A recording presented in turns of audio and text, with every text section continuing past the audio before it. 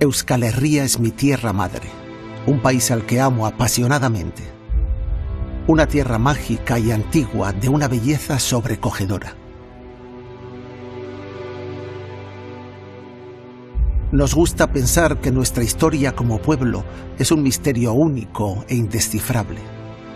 Una historia romántica envuelta en viejas creencias, sin nombres ni fechas precisas. Pero eso no es historia. Eso es la mitología de un pueblo.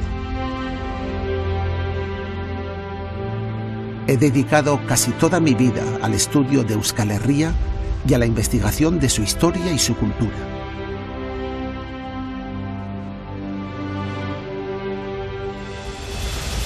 A través de la historia, los vascos hemos sido un pueblo orgulloso de nuestras libertades y derechos colectivos. Y también hemos mostrado un profundo respeto por la libertad individual y por los derechos civiles de las personas.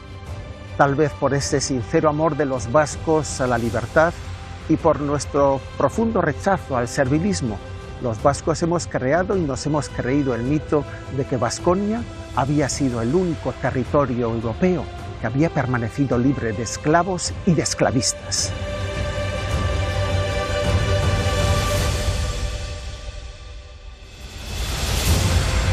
Pero ¿y si este mito no fuera cierto? ¿Estamos seguros de que en el libro negro de la historia de la esclavitud no hay también páginas con muchos apellidos vascos? A la luz de las últimas investigaciones estamos obligados a revisar nuestro pasado e intentar descubrir cuál fue nuestra verdadera participación en el negocio más siniestro de la historia. Para intentar responder a estas preguntas quiero embarcarles en un viaje, una dolorosa travesía para intentar descubrir juntos una nueva historia de los vascos más allá de los mitos y de las leyendas. Quiero contarles una historia de Baskonia.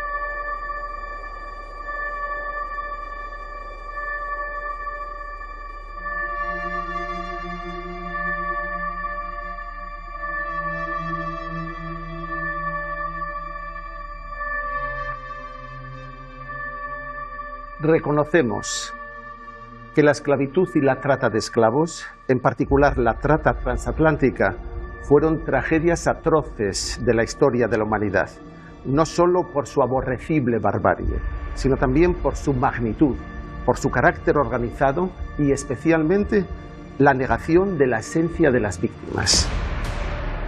Y reconocemos asimismo que la esclavitud y la trata de esclavos constituyen un crimen de lesa humanidad. Esto es lo que dice la Declaración Mundial contra el Racismo, aprobada por la ONU en 2001. Este es uno de los grandes temas de la historia mundial. Y por eso hemos venido aquí, a los calabozos de Matanzas en la isla de Cuba, para preguntarnos si los vascos contribuimos de alguna manera a perpetuar este gran crimen contra la humanidad. Si participamos en la organización transatlántica del tráfico de esclavos, si tomamos parte en el robo y explotación de la vida de millones de personas, y sobre todo si fuimos parte de la negación y la falta de reconocimiento a estos seres humanos como víctimas.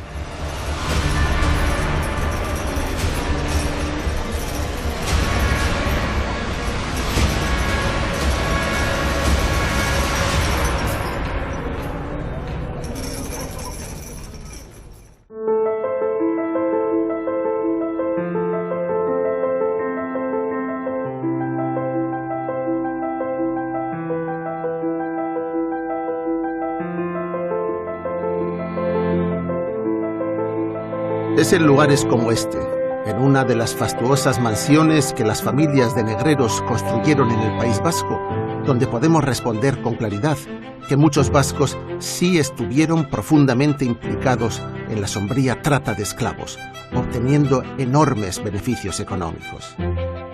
A través de la explotación de miles de hombres y mujeres, arrancados por la fuerza de su país natal, estas familias se enriquecieron de una manera inmoral y obscena.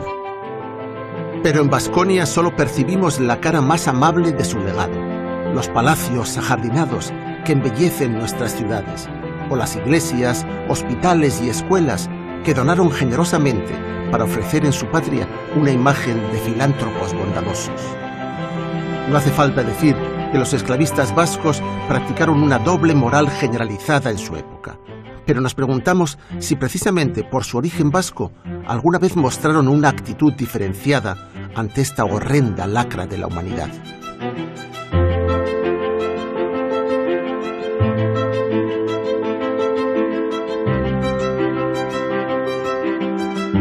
En teoría, y así lo han creído muchos expertos hasta hace poco, Baskonia era la única región desarrollada de Europa que estaba exenta de la lacra de la esclavitud.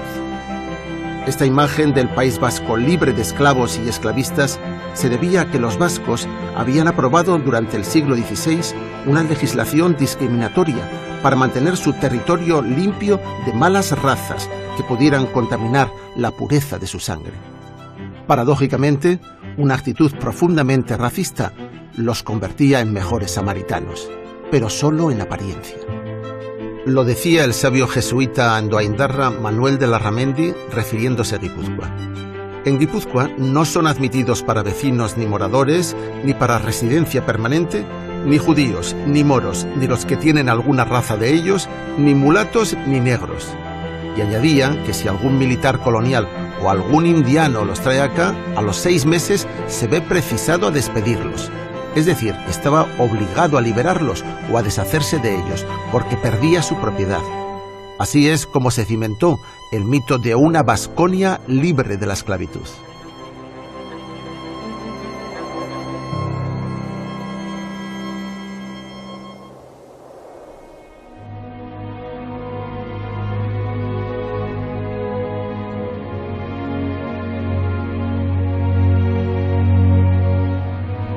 Casi al mismo tiempo que se iniciaban los primeros transportes de esclavos africanos a América, en 1526, el fuero nuevo de Vizcaya era aprobado aquí mismo, ante el árbol de Guernica.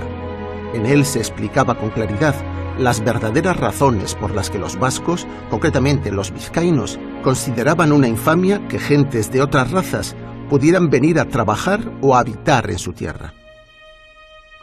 El motivo era que los dichos vizcaínos son hombres hijos de algo y de noble linaje y limpia sangre, y tenían pánico de que los nuevamente convertidos de judíos y moros, ni descendientes ni de su linaje, que estaban siendo perseguidos por la Inquisición en todo el reino, intentaran huir como refugiados para acogerse en Vizcaya, donde no había persecuciones religiosas. El nuevo fuero de los vizcaínos daba un ultimátum de 6 meses a los refugiados que ya habían llegado para que saliesen cuanto antes del señorío, y ordenaba que de aquí en adelante no se puedan venir a avecindar y a morar en ninguno de los términos y lugares de Vizcaya, so pena de perdimiento de los bienes y las personas. De rebote, esta legislación tan restrictiva e insolidaria provocó que los vizcaínos no pudieran poseer o hacerse servir del trabajo de los esclavos, al menos mientras estuvieran en Vizcaya. Sin embargo, nada les impedía traficar con ellos o tenerlos al sur del Ebro o en cualquier otra parte del mundo. Y a ellos se dedicaron con ahínco un puñado de vascos que salían de Baskonia para intentar mejorar su vida.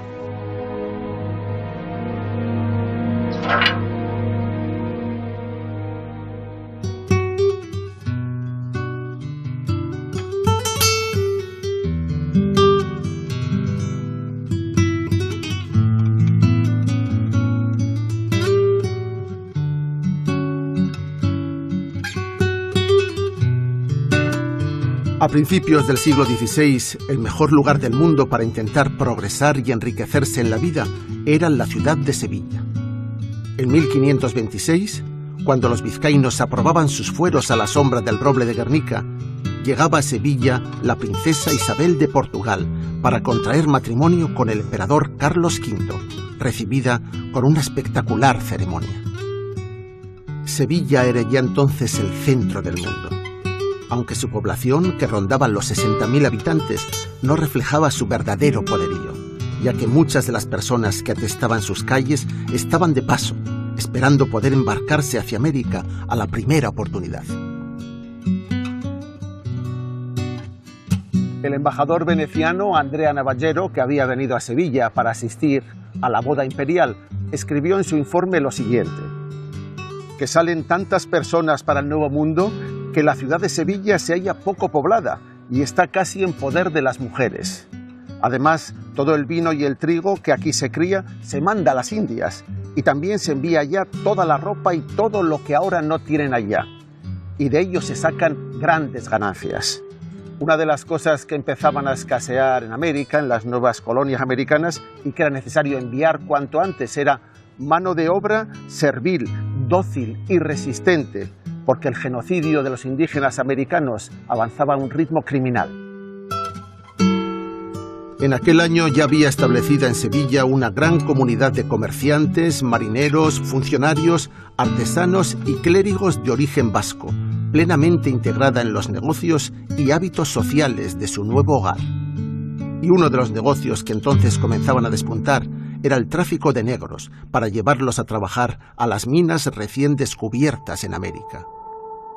Así, todavía en el año 1526, los socios bergareses Martín Pérez de Achótegui y Juan Sánchez de Aramburu cargaron aquel verano la nao Santa María, matriculada en Deva, con todo tipo de productos manufacturados de hierro de las ferrerías del Alto Deva, y no tuvieron ningún problema en completar la carga mandada a América con 2 esclavos negros, el uno que ha de nombre Juan y el otro Antón, seguros de que allí se los pagarían muy bien.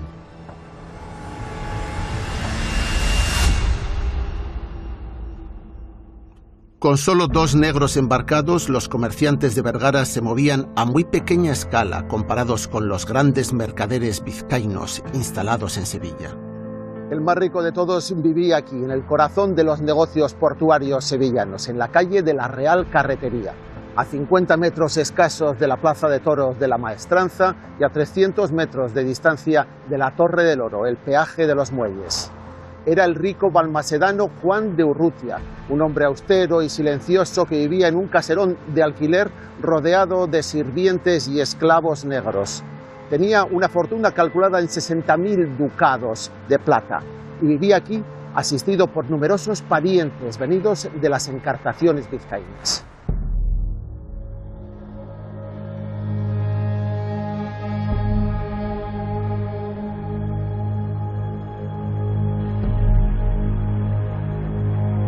Cuando Juan de Urrutia murió en Sevilla, había dejado a su pueblo natal de Balmaseda un importante fondo de dinero destinado a ayudar a casarse a doncellas vírgenes huérfanas. Otra cantidad aún mayor servía para ayudar a rescatar cristianos de las prisiones de los turcos de Argel, lo que no deja de ser una paradoja para quien amasó su fortuna negociando con la libertad y la vida de cientos de esclavos. Pero su más importante legado, lo que más ha perdurado en el recuerdo, fue esta capilla privada de enterramiento dedicada al Santo Cristo de la Misericordia, que mandó construir en la iglesia de San Severino de Balmaseda, donde él mismo había sido bautizado. Esta capilla es al mismo tiempo una joya del arte plateresco y un monumento a la piedad católica y cristiana. No sabemos si Juan de Urrutia quiso con ella redimirse por tantas vidas de hombres y mujeres africanos que había destrozado sin ninguna misericordia.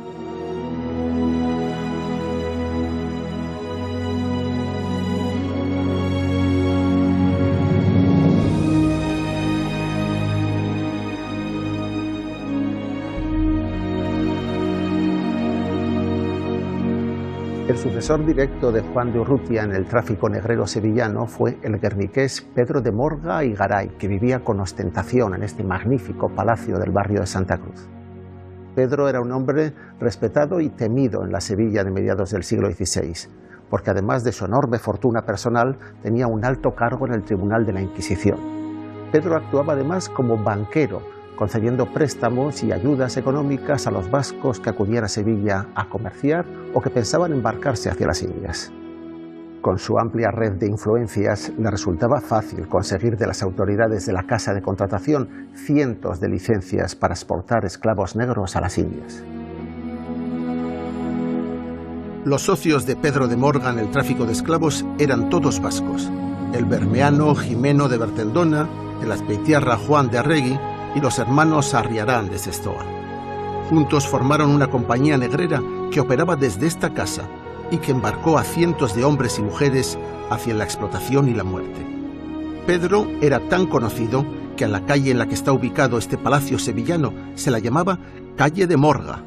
Solo años más tarde, cuando Pedro se arruinó, la finca salió a subasta y la acabó comprando el mismísimo San Juan de la Cruz, que la transformó en sede de la Congregación de Carmelitas Descalzas, que había fundado 10 años antes su amiga Santa Teresa de Jesús.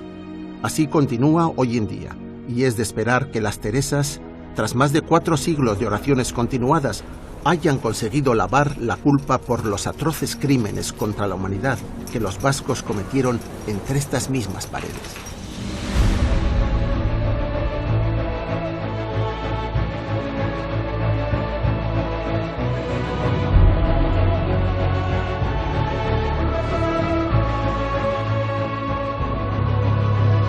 El primer importador de negros de América fue Diego de Colón, el hijo del almirante Cristóbal, y lo hizo a través de traficantes genoveses, desde este mismo palacio, donde gobernaba la isla de La Española, la actual Haití y Santo Domingo. A partir de este primer envío, los que se encargaron de suministrar con regularidad decenas de esclavos negros fueron nuestros viejos conocidos de Balmaseda, los Urrutia.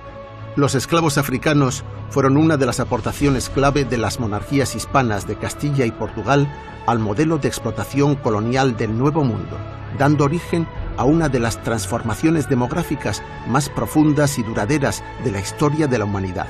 América y el mundo entero serían hoy muy distintos sin el traslado a la fuerza de millones de africanos que se inició aquí hace más de 500 años.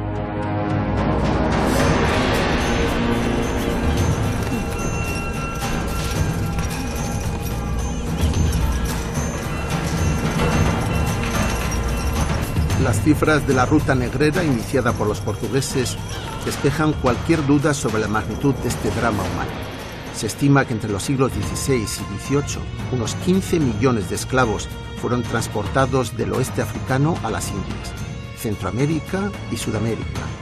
Regiones del África Negra como Senegal, Sierra Leona, el Congo o Angola fueron los pueblos que más sufrieron esta brutal deportación. Así, se calcula que 500.000 de esclavos llegaron a las costas estadounidenses, de Nueva Orleans hasta Nueva York. Aproximadamente 4,5 millones desembarcaron en islas y países caribeños. 200.000 más fueron a parar a los países del centro de América. 500.000 más cruzaron al Pacífico y fueron repartidos hasta llegar al sur de Chile. Y nada menos que 5 millones regaron las costas atlánticas, sobre todo Brasil. Un dato no menos significativo, pero a veces olvidado, son los 300.000 esclavos que dieron a parar con sus huesos al continente más desarrollado, Europa, aunque aquí sus derechos eran igualmente ninguneados, incluso años después de que se aprobaran las leyes de abolición de la esclavitud. Hasta mediados del siglo XIX se calcula que podrían ser 24 los millones de africanos deportados y repartidos por todo el planeta, cuando la suma de la población total no superaba los 100 millones. Un dato aterrador de la escala que alcanzó el mayor movimiento migratorio de la historia de la humanidad, aunque entonces fuera contemplado como un mero traslado de mercancías.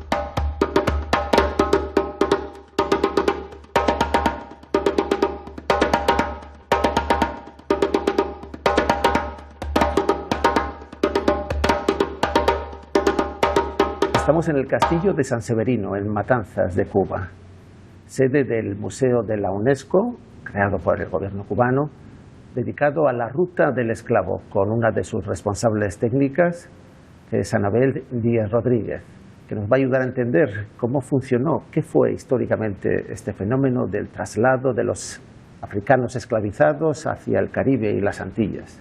Ellos mismos, arrancados de sus tierras, incluso por los propios jefes de tribus, los llevaban a un depósito, pudiéramos decir una antigua casa de esclavos allí, que en Senegal fue el punto, uno de los puntos de partida de todo este comercio.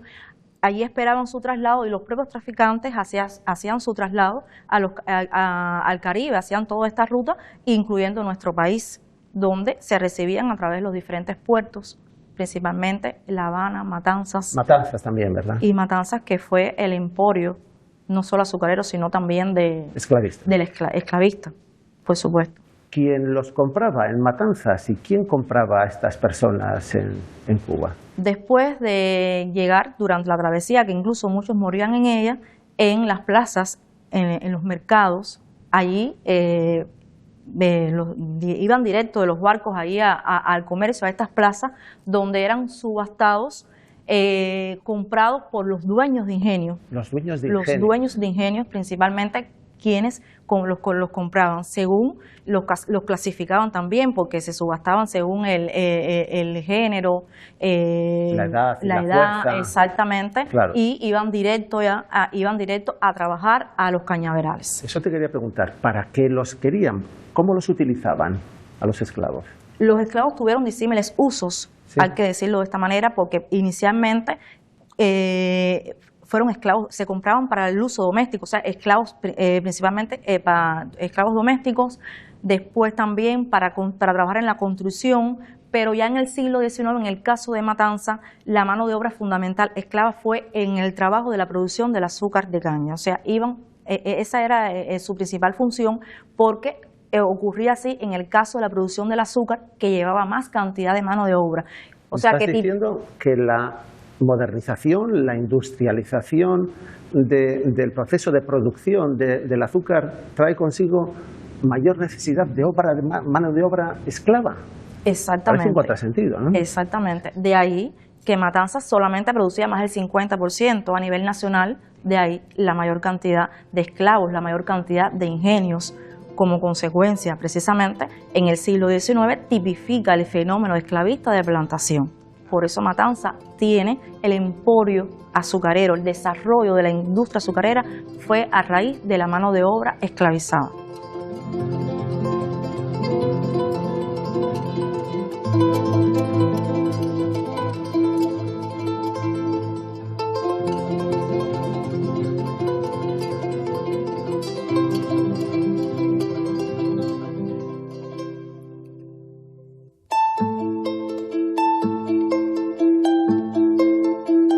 Conviene dejar muy claro de qué manera y en qué tramos de la ruta de la esclavitud colaboramos los vascos.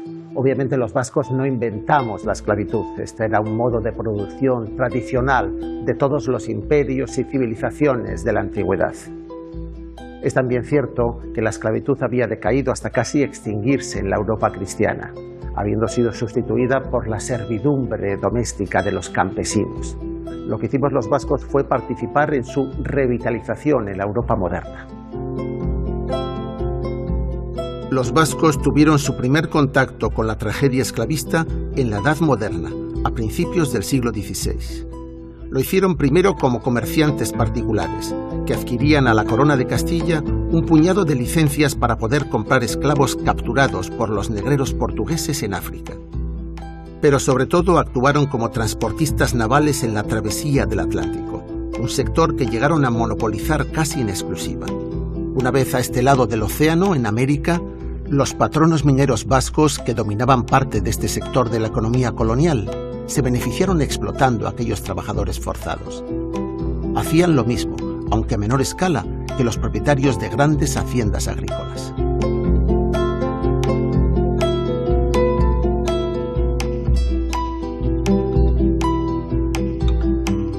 Los vascos destacados en Sevilla tenían muy claro por qué se había empezado a llevar miles de esclavos negros a América desde los primeros años de la conquista. A mediados del siglo XVII, el tesorero y juez de la Casa de Contratación de Sevilla, desde la que se coordinaban todas las relaciones comerciales de España con las Indias, era José Beitia Gazteategui y Linaje, procedente de una familia de Cortezubi. Basándose en su profundo conocimiento y experiencia profesional en esta institución, al final de su carrera escribió un libro titulado Norte o Arte de la Contratación de las Indias, para explicar cómo estaban estructuradas las relaciones de comercio y explotación colonial con el Imperio Español. El capítulo 35, que trata de los negros esclavos que se llevan a las Indias, actualizando un poco el lenguaje, leemos que al principio, cuando se descubrió América, se prohibió llevar esclavos, pero que muy pronto se fueron dando cuenta de que el duro trabajo de las minas y la labor continuada de los campos agrícolas estaba matando a los indios, y que para que les ayudasen se levantó la prohibición y se permitió que se llevaran algunos esclavos, siempre que fueran negros. Y cuando pasó más tiempo y se aumentaron las labores de los campos y de las minas, se dieron cuenta de que hacían falta más trabajadores, y entonces creció la estimación y el valor de los negros, aumentándose el número de los que se llevaban de África y encareciéndose los precios que debían pagar por las licencias para llevarlos.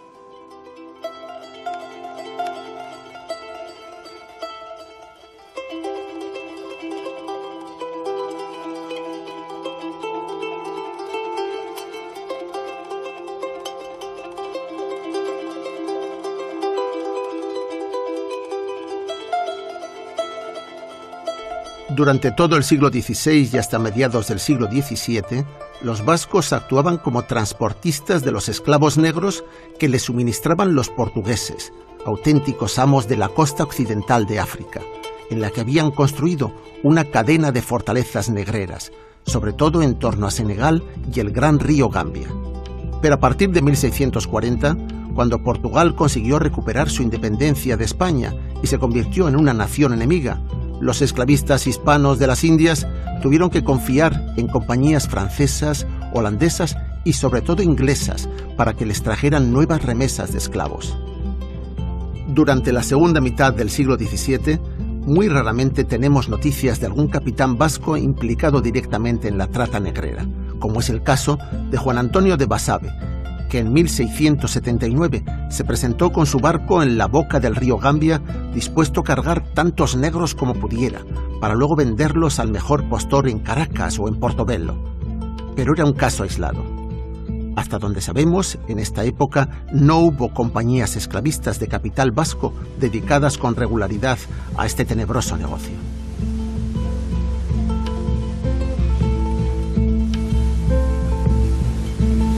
Entre 1713 y 1793, o sea, durante prácticamente la totalidad del siglo XVIII, los transportistas vascos fueron definitivamente excluidos del comercio libre de esclavos con América, encargándose en exclusiva los británicos de este negocio, que utilizaban Jamaica como base de distribución para repartirlos por toda la América española y por sus colonias norteamericanas.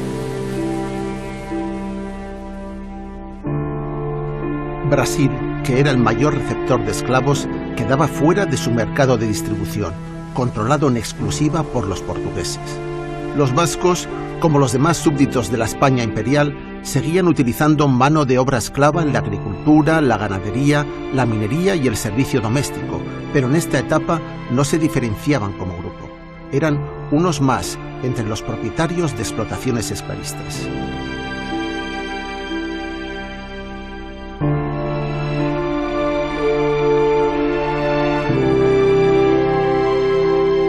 Estamos en el patio del Palacio Aldama con el historiador y profesor Félix Julio Alfonso, a quien queremos pedirle que nos haga una panorámica del significado histórico y social de la esclavitud, y en particular de la esclavitud en la isla de Cuba. Tú me comentabas el hecho de que Euskadi, Vasconia, era un territorio libre de esclavitud y no se permitía ningún tipo de esclavitud en ese territorio. Sin embargo, el hecho cierto es que aparecen a lo largo de la historia documentados muchos apellidos vascos que están relacionados con la trata, desde el mismo siglo XVI. Desde el principio del siglo XVI. En el siglo XVI aparece una familia, que es la familia Urrutia, claro, que está directamente vinculada a traer esclavos a las Antillas y también al Perú. Sí. Y creo que es el primer nombre importante Es uno de los grandes comerciantes vascos asentado en Sevilla, exactamente, que compra cientos de negros para mandarlos a los portugueses, claro, para traerlos a América. Sin duda, Urrutia es uno de los primeros. Realmente no nos volvemos a encontrar nombres vascos o apellidos vascos hasta mediados del siglo XVIII. Bueno, ahí aparece una figura tan importante como Martín Aróstegui, sí, entre los fundadores, claro, de esa compañía, que tiene, por cierto, una gigantesca mansión en La Habana colonial. Sí, sí. Ahí aparece el apellido Aramburu, Manuel Aramburu, sí, que está vinculado también a la Real Compañía de Comercio de La Habana. Ahí aparece Bernardo de Urrutia, otra de esa rama de los Urrutia, que forma parte del grupo que está promoviendo la introducción de esclavos en Cuba. Y luego, más tardíamente, aparece la Real Compañía Gaditana de Negros, es verdad, que sí ya su misión, como su nombre lo indica, es efectivamente promover la trata negrera. Y ahí aparecen nuevamente nombres vascos o apellidos vascos. Aparecen apellidos como Uriarte, aparecen apellidos como Aristegui, aparecen apellidos como Aguirre, sí, vinculados directamente a esa trata, que estaba monopolizada por los gaditanos y por los catalanes. Es decir, eran los dos grandes, sí, sí, digamos, grupos que traían cargamentos negreros. Pero vemos que hay presencia vasca en este momento. También es verdad que hubo un gran vasco, el obispo Juan José Díaz de Espada y Fernández de Landa, sí, a la vez también, sí, como Zulueta, claro sí, pero la otra cara de la moneda, porque el obispo Espada, que fue obispo de La Habana durante 30 años, es el hombre, uno de los hombres más nobles que ejerció la mitra de Cuba, y en su informe reservado sobre diezmos se opuso de manera abierta a la trata y a la esclavitud. Y sus grandes discípulos, Félix Varela, don José de la Luz y Caballero y don José Antonio Saco, todos de alguna manera fueron o independentistas o antitratistas o antiesclavistas. Es decir, que la semilla que el obispo Espada sembró también sería una rama parte de otro árbol, vasca, de otro mismo árbol. De ese mismo árbol, que es el árbol que tanto nos recuerda a la ceiba del templete, al roble de Guernica, que tiene dos ramas, digamos, una rama espuria, que sería la rama del esclavismo, de la trata y de todo el negocio con los seres humanos, y una rama altiva, noble y orgullosa, que es la que representa mi admirado y querido obispo Espada. El mejor ejemplo que conocemos de una hacienda esclavista administrada por vascos es el ingenio azucarero dominicano de Boca de Nigua. Por sus buenas tierras ganadas a la selva en la desembocadura del río Nigua y por su moderno equipamiento a fines del siglo XVIII, se consideraba la mejor hacienda de toda la colonia. Su administrador y fundador era el guipuzcoano Juan Bautista de Oyarzábal, socio de la Real Sociedad Vascongada de los Amigos del País, aunque el propietario inversor era el conde de Aranda, un ministro de Carlos III que actuaba desde la lejana corte de Madrid. En 1783, Oyarzábal había conseguido del rey autorización para introducir en la isla de Santo Domingo 400 esclavos africanos para trabajar en sus haciendas, y había destinado la mitad de ellos a la plantación y el trapiche o molino de caña azucarera de Boca de Nigua.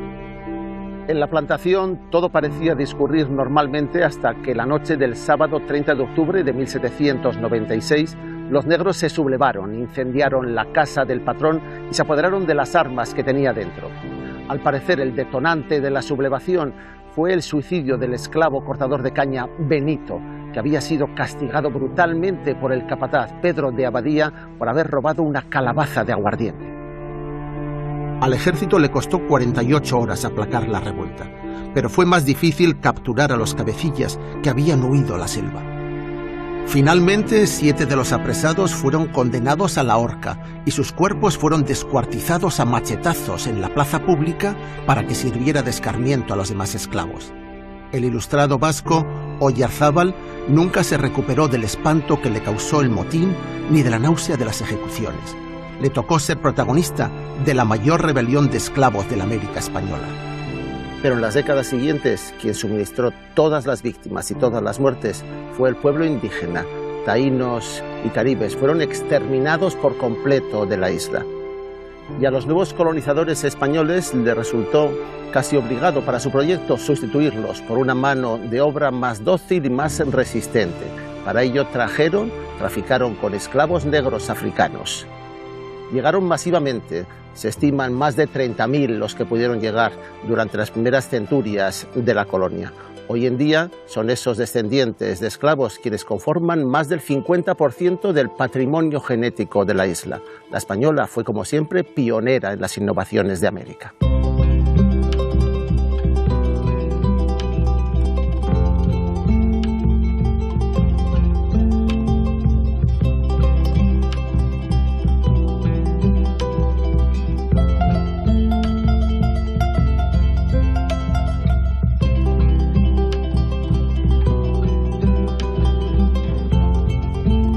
Por el tratado firmado con Gran Bretaña en 1817, España se comprometió a poner fin a la importación de esclavos africanos para trabajar en sus colonias americanas.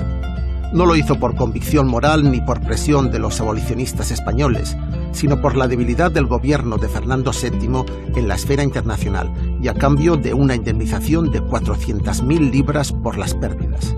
En la práctica, España no abolió la esclavitud hasta 1880, cuando las últimas colonias de su imperio estaban a punto de independizarse y los negros luchaban en primera línea para conquistar su libertad.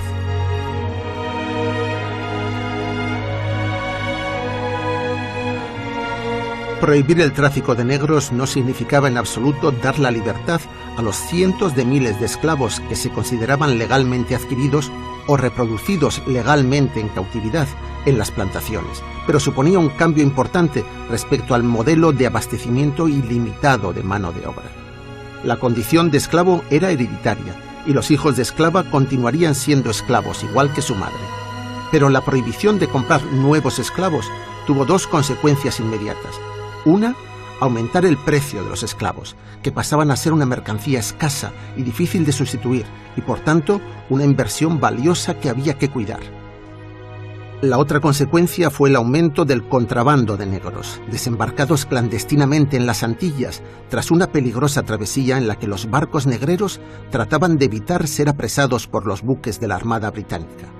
Estos buques patrullaban tanto la costa de los esclavos en el África Occidental como las rutas internas del Caribe. España, presionada por los grandes propietarios agrícolas, hacía la vista gorda a los traficantes negreros. Así se abrió la oportunidad para que un pequeño grupo de comerciantes, armadores y capitanes sin escrúpulos, y con valor suficiente como para desafiar en la mar a los ingleses, obtuvieran ganancias millonarias con el tráfico ilegal de esclavos. Aquí destacaron, de nuevo, los últimos y más importantes negreros vascos.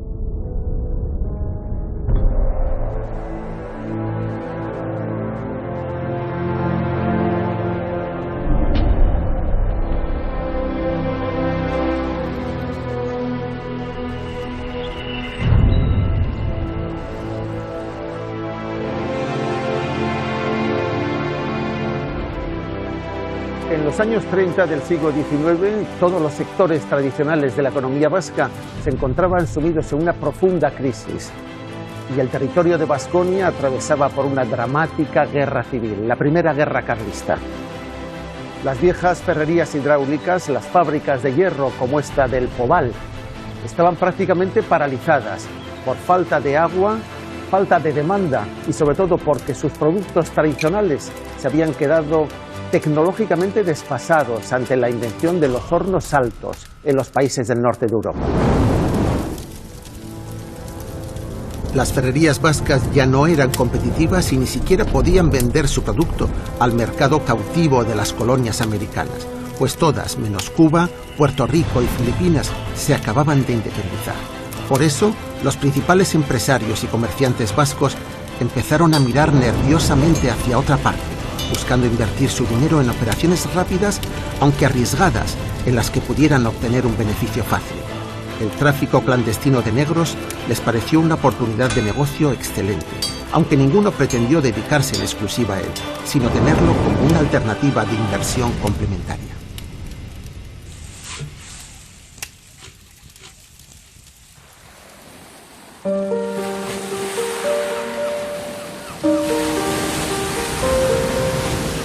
Entre los empresarios ferrones de la zona minera de Vizcaya que quisieron implicarse más intensamente en el negocio negrero, destaca el respetable José Antonio de Ibarra, el patriarca de la más poderosa y ramificada dinastía de la oligarquía vasca.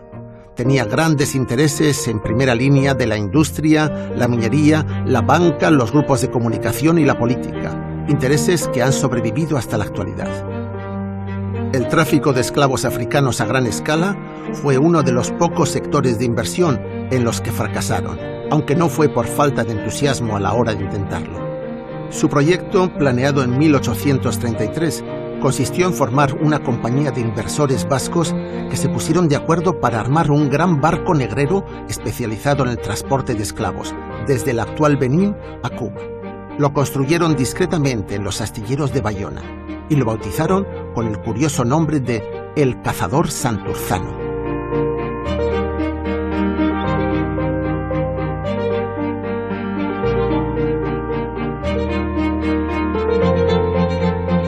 Una noche de primavera del año 1835, el bergantín vasco llamado El Cazador Santurzano penetró silenciosamente por la bocana del puerto de Bahía Honda, la costa norte de Cuba.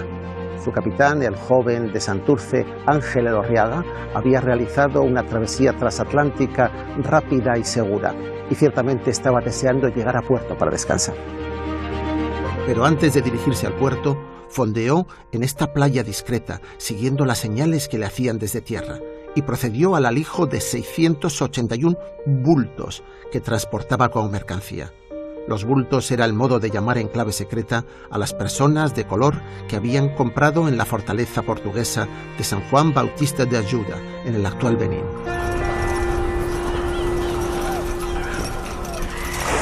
Y la operación de alijo consistía en lanzarles al agua para que llegaran hasta esta playa, a nado, para evitar que las autoridades pudieran arrestar a la tripulación del barco negrero.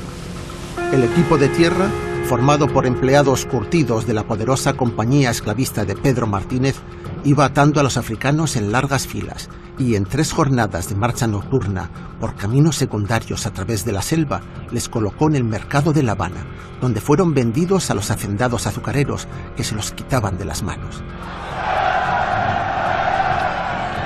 Para José Antonio de Ibarra y sus socios vascos, atrapados en plena guerra carlista, fue un negocio redondo en el que todos los participantes triplicaron sus inversiones.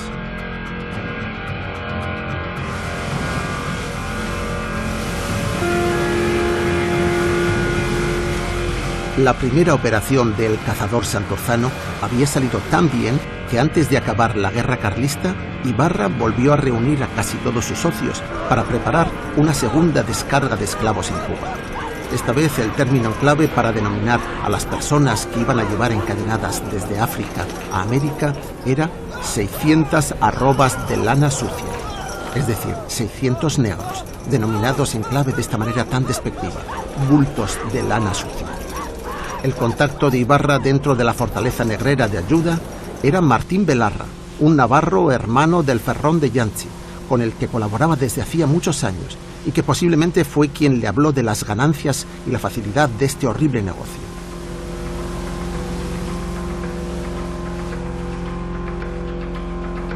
Pero esta vez las cosas no salieron como habían planeado. El cazador fue interceptado por una fragata de la Royal Navy cuando navegaba de vacío hacia Guinea por la costa de los esclavos. Y los africanos seleccionados, que ya habían sido pagados a través de Martín Belarra, tuvieron que quedarse esperando encadenados en sus barracones hasta que llegara un nuevo barco.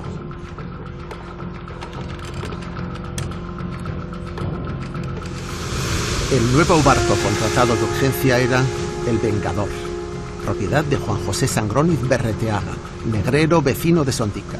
Pero para evitar nuevos encontronazos con los ingleses, se le cambió de nombre y se le matriculó con bandera portuguesa. Su nuevo nombre era El Diligente, y con gran diligencia consiguió llegar a Cuba en junio de 1837 con 495 esclavos vivos. Otros 34 africanos que habían sido embarcados en Ayuda no sobrevivieron a la travesía, y el capitán los anotó en el manifiesto del buque como mercancía averiada, que había tenido que echar al agua. Averiados, un eufemismo que nos da una idea de la talla moral que manejaban.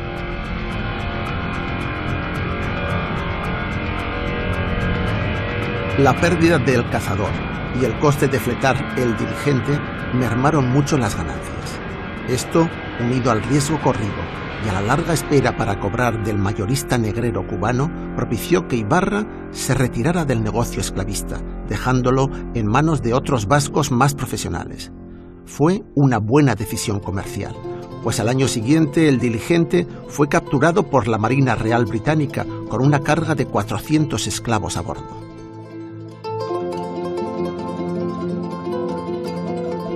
Un teniente inglés que participó en la captura realizó una acuarela de lo que presenció en la cubierta del Diligente en el momento previo al abordaje.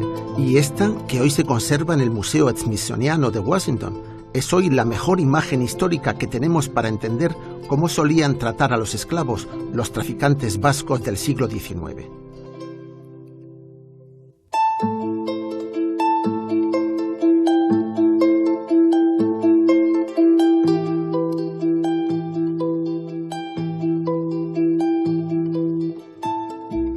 Para cuando José Antonio de Ibarra decidió retirarse del negocio negrero, la economía cubana estaba en plena revolución tecnológica e iniciaba su camino hacia la agricultura capitalista industrial basada en el cultivo intensivo de caña de azúcar. Como hasta entonces, la caña seguía cortándose a mano con miles de brazos negros empuñando los machetes, pero ahora el proceso de transformación y transporte del azúcar se había mecanizado con la introducción de las calderas de vapor inglesas.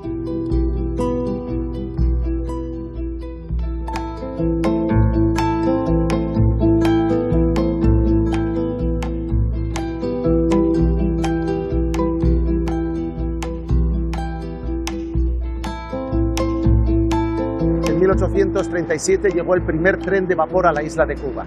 Y tan solo 3 años más tarde se introdujeron los molinos de 3 masas para triturar la caña de azúcar. Estaban accionados por potentes calderas inglesas alimentadas con carbón mineral. La revolución industrial había llegado al mundo de los esclavos y una muestra de ello son estas viejas locomotoras privadas, como esta que perteneció al ingenio Álava, propiedad del negrero Zulueta. Esta revolución técnica multiplicó la capacidad productiva, pero al mismo tiempo tuvo como consecuencia la necesidad urgente de aumentar el número de esclavos destinados a la zafra, la recolección de la caña de azúcar. Zafra significa viaje en árabe, pues era necesaria una gran mano de obra temporera que viajaba a las azucareras. También fue necesario un proceso de concentración de las fábricas y las haciendas azucareras en manos de un reducido grupo de industriales capitalistas.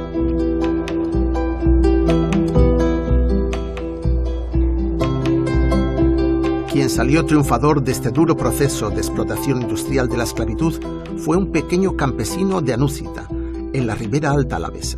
Se llamaba Julián Zulueta Yamondo, de rostro aniñado y pocas palabras. Tenía solo estudios primarios, pero una ambición sin límites. Zulueta llegó a La Habana con solo 16 años para ayudar a su tío Tiburcio a gestionar 2 pequeños cafetales. Pero 30 años más tarde había convertido el ingenio Álava de Colón en el centro del mayor emporio azucarero del mundo y a él mismo en una de las 10 mayores fortunas de España.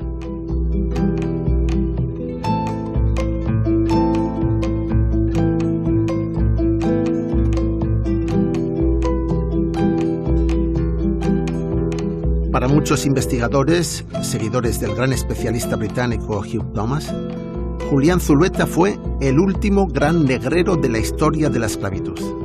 Solo él poseía personalmente unos 2.000 esclavos africanos, pero además sus barcos habían secuestrado y traído desde Guinea Ecuatorial a varias decenas de miles de negros, incluyendo viajes especiales en los que traía solo niños arrebatados a sus padres, porque ocupaban menos espacio a bordo y eran más fáciles de manejar.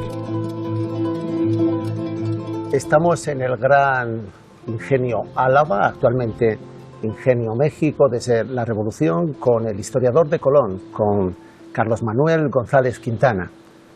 Y él es también, además, vecino del poblado de Álava, el poblado Álava. Y queríamos preguntarte, todo este entorno, esta gran industria azucarera cubana, surge en torno a la figura de don Julián de Zulueta y Yamondo. Queríamos preguntarte, ¿quién es Julián de Zulueta en la historia, en la economía y en la esclavitud, en la historia de la esclavitud en Cuba? no se puede escribir la historia económica de Cuba sin hablar de Julián de Zulueta.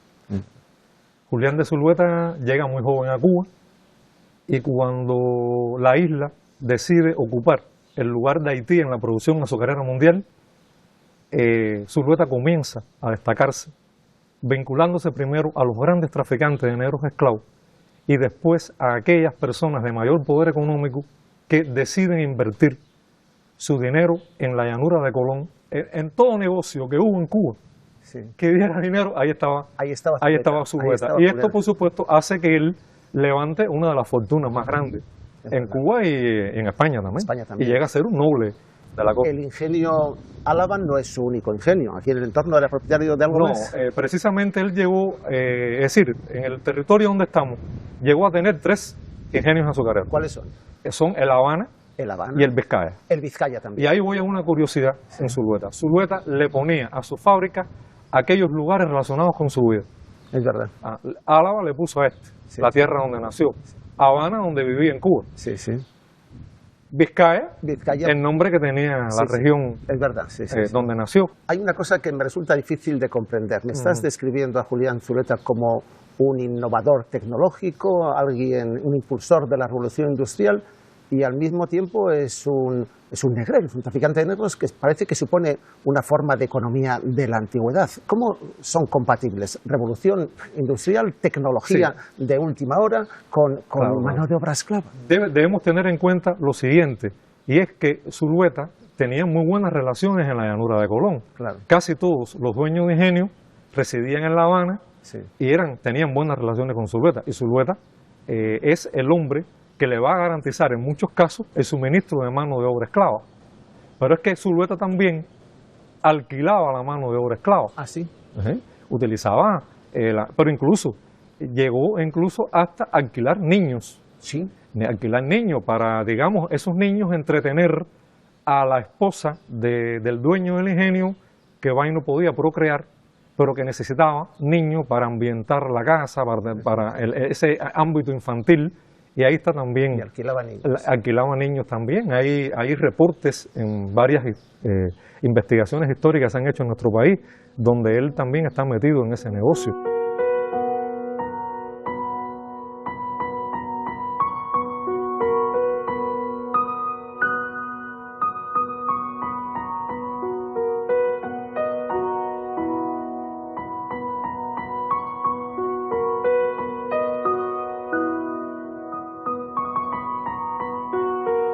A pesar de que destrozó la vida de decenas de miles de personas, no consta que Julián Zulueta se comportara de una manera innecesariamente cruel, excepto cuando tenía que reprimir ejemplarmente algún intento de fuga de sus esclavos. Era una persona de costumbres moderadas, de fuertes convicciones religiosas, y se veía a sí mismo como un empresario moderno. Para él, los esclavos no debían de ser objeto de malos tratos innecesarios, porque eran una mercancía valiosa que convenía cuidar con algunos cuidados mínimos, al menos para garantizar una larga vida productiva. Aunque los hacinaba en barracones en malas condiciones higiénicas, como este mismo, también se encargaba de vacunarles y de que no pasaran hambre o frío. Además, les hacían bautizar y les daba un nombre cristiano y les regalaba su propio apellido, Zulueta. Hoy en día, 2/3 de la población local son negros descendientes de esclavos y más de 1/4 parte de los habitantes lleva con orgullo el apellido vasco de Zulueta. ¿Alguno de ustedes apellida Zulueta? Zulueta. Sí. Soy Zulueta también. Los antepasados son todos. Mi abuela, Zulueta. Mi abuelo, Zulueta. Mi padre, Zulueta.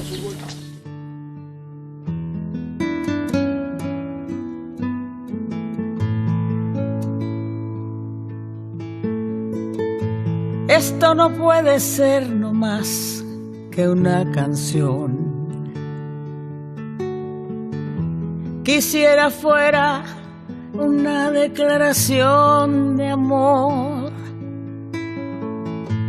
romántica sin reparar en formas tales que pongan freno a lo que siento ahora a raudales. Te amo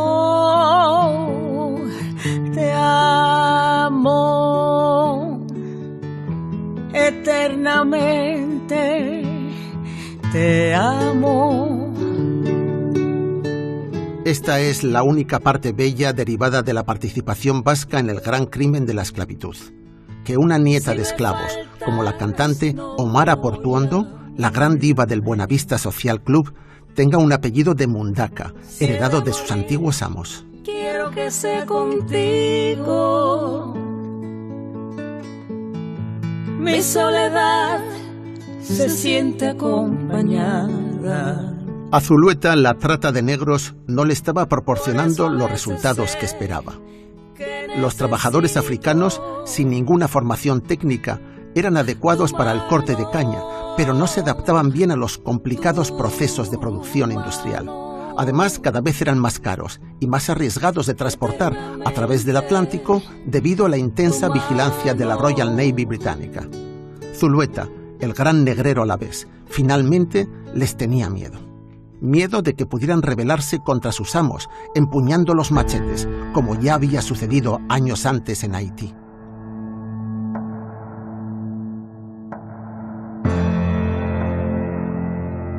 Llegados a este punto, la historia de la esclavitud pega un giro y cambia de color. En 1847, a Julián Zulueta se le ocurrió una solución imaginativa para sustituir a los esclavos africanos y empezar a blanquear la isla. Decide importar trabajadores chinos, como ya habían empezado a hacer los ingleses un par de años antes en alguna de sus colonias. La idea consistía en contratar a los trabajadores chinos en Amoy, el actual puerto de Xiamen, al norte de Hong Kong. Lo harían a través de una agencia británica, transportándolos a Cuba utilizando los servicios de alguna naviera vasca con sucursal en Manila, en las Islas Filipinas. Zulueta encontró los socios perfectos para este nuevo negocio en la compañía naval del laudiotarra José Matía Calvo y el plenciarra Claudio Menchacatorre, propietarios de varias fragatas que viajaban regularmente entre China, Manila y Cádiz. La compañía de Matía y Menchacatorre puso a disposición de Zulueta la fragata mercante Oquendo, con base en el puerto de Manila, que en un tiempo perfecto se presentó ante el Morro de La Habana con 206 culíes chinos a bordo, dispuestos a integrarse en los ingenios más modernos de la industria azucarera cubana. En el ingenio Álava de Zulueta llegaron a trabajar 130 chinos, mientras que en el ingenio Flor de Cuba, propiedad de la familia Arrieta, había una dotación de 130 culís. Culíe era el nombre despectivo que se daba a los peones en el sudeste asiático y muy pronto empezó a popularizarse en Cuba.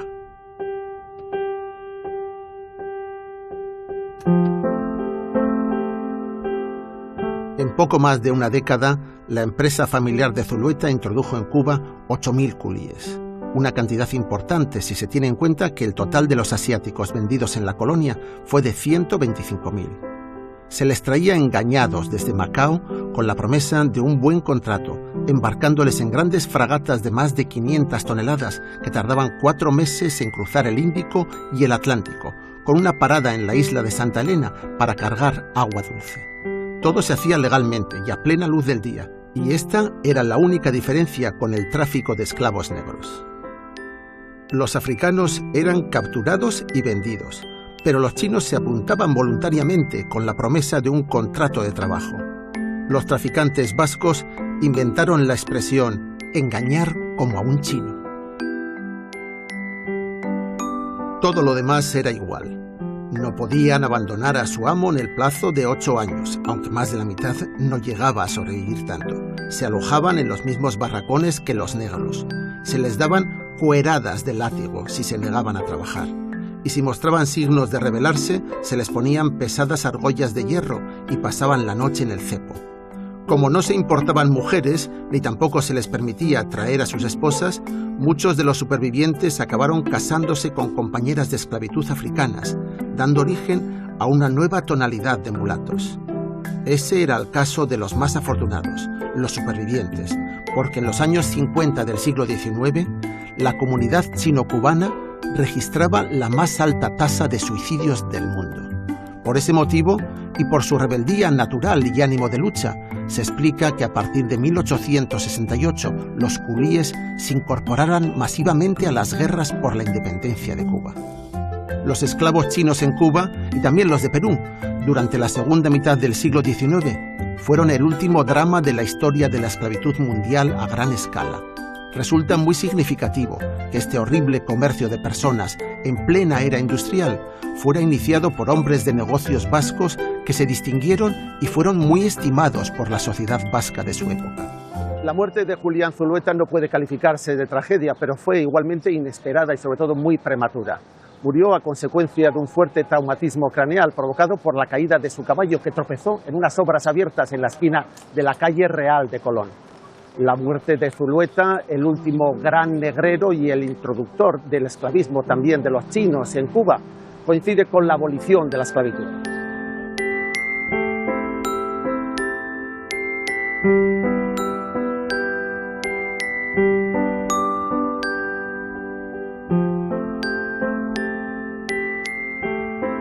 José Matías Calvo, el precursor de la trata amarilla, del tráfico de chinos, fue uno más de los acaudalados traficantes de seres humanos semiesclavizados que al final de su vida dedicó buena parte de su fortuna a tareas asistenciales y filantrópicas.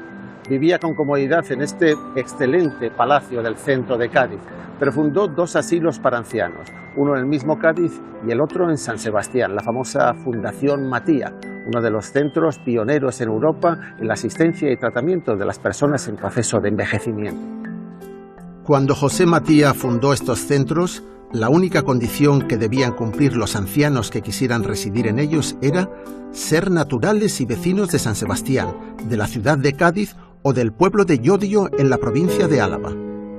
Después de tantos años en Asia, Matías, que no tuvo hijos, tenía muy claro a qué lugar pertenecía y por quienes deseaba ser recordado como benefactor, al igual que su antiguo socio, el negrero Zulueta, que había fallecido muy poco antes.